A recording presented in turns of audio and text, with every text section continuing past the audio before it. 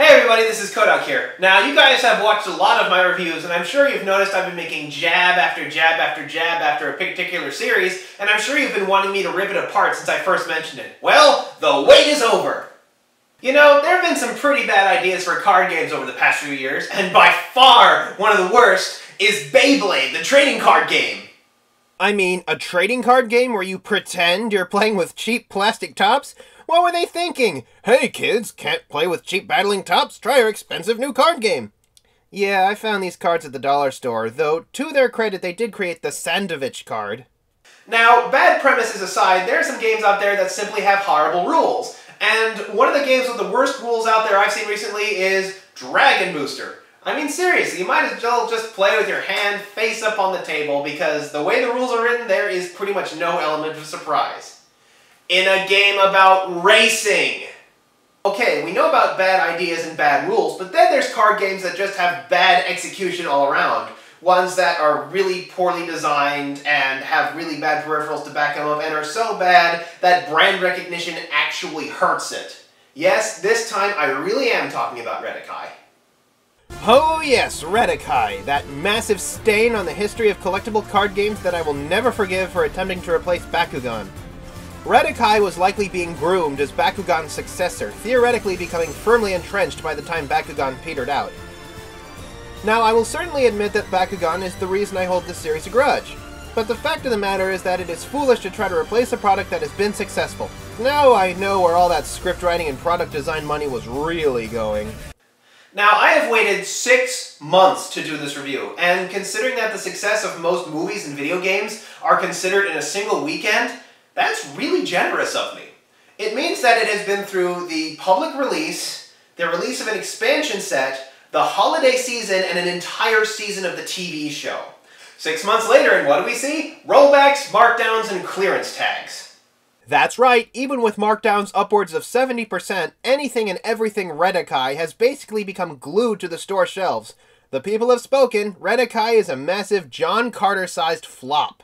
The series never developed any interest where I live. Now, I live in the Dallas-Fort Worth Metroplex along with about 6 million other people. It's an entertainment mecca that's produced entertainment ranging from Barney the Purple Dinosaur to Duke Nukem. One can stumble across a card gaming store about every 5 miles, and yet there has never been any Redakai organized play within 360 miles of where I live. Lone Star Comics, an entire chain of store devoted to comics and games, was willing to give the Dragon Booster card game a try, but wanted nothing to do with Redakai. There were some company-run promotional events as part of their huge bid to promote the game that I went to, and since nobody else showed up, I net myself a bunch of free stuff. About half the stuff you'll see in this episode I got for free. The rest I purchased at severe markdown. What, you thought I'd pay full price for these? Anyway, getting to the point, the central focus of the Redakai franchise is the card game. The card game uses plastic cards called X-Drives, which have several clear sections that allow print and text from the cards behind it to show through. You have 3 different cards: characters, monsters, and attacks. You have a team of 3 characters to start with. Monster cards are played on top of your cards in order to change their defenses and abilities, while attack cards are played on top of your opponent's characters to damage them. These cards are played using Kairu, an energy source whose maximum increases by 1 per turn. When all 3 yellow bars on a character are turned red, that character is knocked out.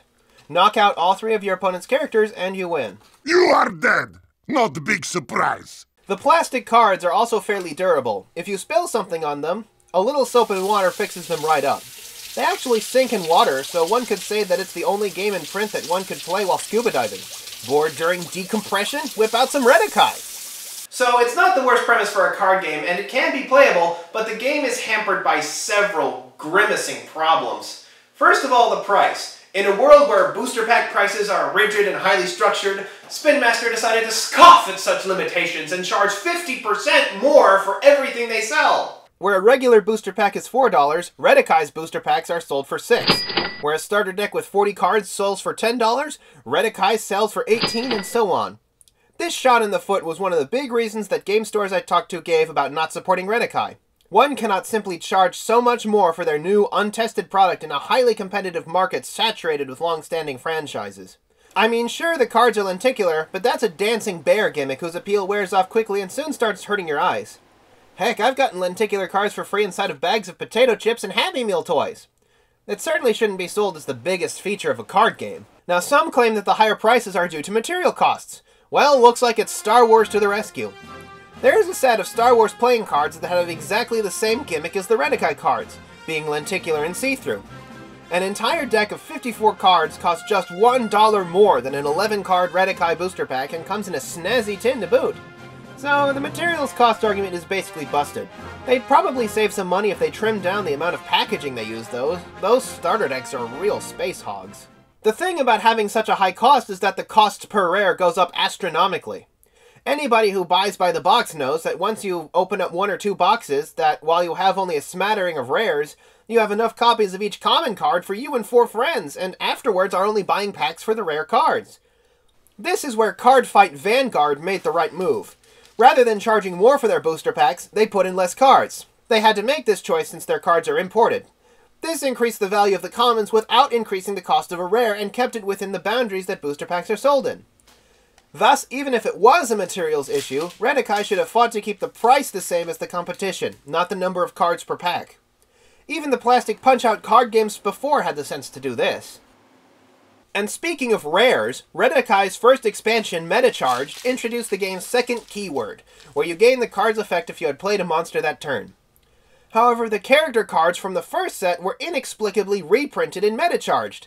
This included the rare characters, who replaced the regular rare inside a booster pack, making it possible to get a Metacharged pack with no Metacharged rare in it at all. In the Gold Series, which also recycled its unique Gold Series cards from the previous set, the odds of this happening were apparently 1 in 3. The use of clear plastic cards brings its own set of problems. This requires the use of a dark box to hold the cards in, but since the blank spots on each card is different, not even this can prevent cheating from being not only feasible, but practically unavoidable once the deck is thinned out. Probably the only way to properly play the game is to use sleeves and take the cards out of them while playing them. An arduous process. Also, the use of clear cards actually isn't all that original. Now, any of you who have played card games as long as I have are probably waiting for me to mention a certain game. This is Hecatomb, a card game made by Wizards of the Coast a few years back based on the works of H.P. Lovecraft.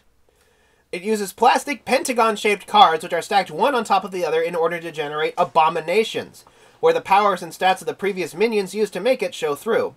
Now, aside from being made several years ago, Hecatomb cards have superior design in that all of the card backs are the same and you can't cheat just by looking at the top of your deck.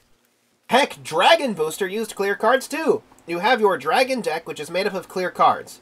It includes gear that you mag onto your Dragon card, with the circles on the card displaying what bonus each piece of magged gear gives you. The designs are different on each card, but the Dragon deck is played face up for all to see, making that a moot point, or yet more of this game's lousy design. Now, Hecatomb barely survived 2 expansions, and Dragon Booster fell through almost right away, which kind of makes me wonder, did the people at Spin Master do any research on see-through stacking card games before doing anything with Redakai? I mean, it's not terribly unplayable, and, you know, if the developers bothered to do something interesting and creative with the rules, and figured out a way to get rid of those really horrible cheating problems, then maybe it could become playable. The game has no deck searching and exactly 2 keywords, making deck control impossible without a mad draw or mad discard method. Add to this fact that the rumored 3rd expansion uses a mechanic that only works by having matching cards, and you can see how much care was put in developing this game. The game balance is also poor. There have so far been 3 different cards that cause an instant knockout and 2 that grant a free turn when used, with many ways to play them for less, or even for free. However, the most unbalancing card in the set is by far Froztok Blue. Its ability limits the opponent to 1 attack per turn, and is commonly used in a combo called Frudge Slap. Frudge Slap is a lockdown set that uses Froztok Blue's limiting ability, Sonic Slap's react effect to stop the only attack your opponent can play that turn, and Drudger to dig up Sonic Slap again, to lather, rinse, and repeat. This setup uses several cards from a single starter deck and can be set up in as little as 2 turns. Now, when a card effect is made in any other game that limits an otherwise unlimited activity, it is usually a global effect that also affects the player using it, is incredibly expensive or hard to play, or can be easily eliminated through other means. Froztok Blue is quite cheap, targets just the opponent, and can only be stopped by attacking it, the very thing it restricts. Only about 5 cards have any chance of breaking Frudge Slap.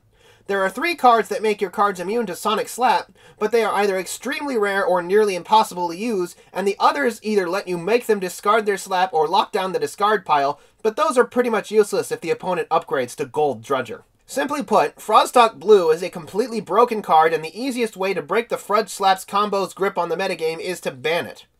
It fits the criteria for a Magic the Gathering ban, being able to set up an unstoppable combo in less than 3 turns, which is no small feat. There is also a toy line associated with Redakai, and many of the peripherals were designed to work with the cards. First of all, there is the supposed Starter Pack, a pack containing 2 booster packs and a Dark X-Reader case to play with. The problem is, while a full deck is at least 43 cards, the X-Reader case only holds 37, not nearly enough for a full game. Now, many have claimed that this is due to the fact that the X-Reader was made only for the basic game, a version of the game that involves just one character and randomly flipping cards up to see what happens.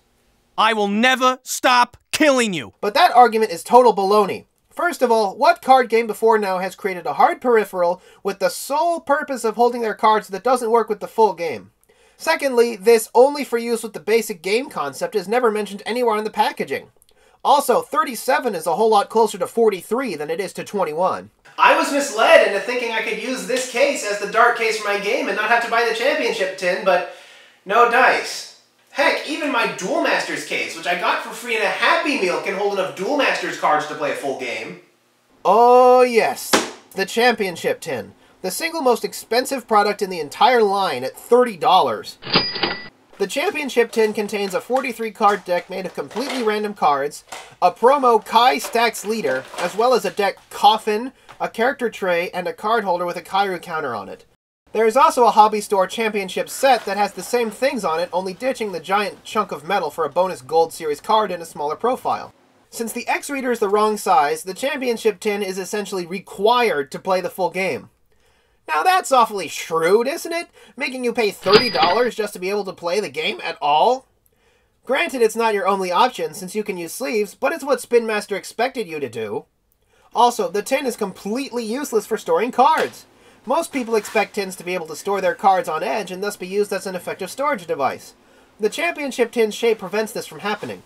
Now, the tin issue is a recent problem with Spin Master in general. I mean, look at what the original Bakugan tins look like. They are a nice hexagonal shape and they can store a lot of cards on edge inside them. I mean, a lot of cards, look at that. But then Gandalian Invaders come around and what the heck am I supposed to put in this? They later came out with a Kairu tin for the Metacharge series. So, did they fix the problems with the championship tin? Nope. To add insult to injury, the tin only has 2 booster packs in it and costs $20. They later came out with a portable battlefield that is sold on its own for use in the full game. The thing is, the whole set is $13 and is about a foot long. My championship set is more portable than this thing. What standards of portable did they use when they designed this? I mean, they made a mostly portable case, but it doesn't hold enough cards for a full deck. If you want to make a truly portable case, you don't need any kind of tray. What you need to do is you need to take maybe like a couple of dials or something that could be used to indicate Kairu counters and make it something that you can fit into your pocket, since the cards track themselves. I mean, it's not that hard. Oh, and it gets worse. They've put out some ads a while back for something called a Kairu Cube, an even bigger transforming monstrosity that throws any notion of portable out the window. Stack, attack, and win. Only with the Redakai Kairu Cube. Coming soon to a closeout store near you. There's also a line of 4.5-inch action figures. However, the quality of the action figures is really cruddy, and the figures themselves only have 8 or 9 points of articulation and maybe 1 accessory, all for about $10. Press the happy button on Metanoid and it lights up. Don't look at me, I didn't design this. I mean, I guess you could say the button's on his belt, but it kind of looks like moving on. They also have deluxe features featuring Gold Metanoid and Gold Bruticon. Sadly, these are just sized up versions of the 4.5 action figures with no added articulation or details and no accessories. However, these have the additional effect of being able to animate microglyphs, little graphics printed at the bottom of each attack card, by sticking them into the back. That sounds kinda cool, let's try it out. Now, they didn't fix the happy button problem with Metanoid, so let's see how Bruticon does. I know, let's try body toss. Can't really see any bodies tossing. Ooh, Hypnoblast, that ought to look good. Wait, what the... Oh well, Mind Drill? Oh, I don't even want to say what that looks like. So, the microglyph gimmick really isn't all that hot. Honestly, it should probably be the first thing to go. There's also a microglyph animation unit, which is a large box that does essentially the same thing as the deluxe action figures, only on a bigger screen, which can also have a card stacked on it and lit up from behind. It also has a little pop-out tray that holds about 40 cards. The problem is that while the screen is bigger, it gets some nasty vignetting on it, and 40 cards is a rather pathetic amount for how big this thing is. It also comes with one promo card. The action figure does the gimmick better and comes with 3 cards, one of which can be an ultra rare. Add to it that the box costs more than the action figures, and I can use the money I saved from buying the figure to purchase a card box that holds 20 times as many cards. There isn't even any in-universe justification for this thing, so I'm simply renaming it the Big Glowy Box That Does Nothing. Actually, on second thought, microglyph animation useless has a certain ring to it. Oh yeah, each of the toys come with a promo card. The thing is, the printing of perceived rarity seems to be all over the place. I mean, can't the exclusive card that comes with the gold Metanoid have gold printing on it? Heck, the DVD promo doesn't have any sort of foil printing at all! Not many of these exclusive cards are even all that good anyway. The basic rule of pack-in promo cards is usually to make them as shiny and appealing as possible, not the opposite. And the toys are plagued by the same high prices as the card game, often costing significantly more and containing less than the equivalent items from competing brands. There's confidence in one's product, and then there's just plain hubris. However, the suckiness of the toys in the card game are no match for the full-blown horror that is the Redakai TV show. Which I'm afraid is going to have to wait until next time. Tune in for the second part of my review, where I tear the TV show to pieces and wrap this baby up. Until then, this is Kohdok signing off.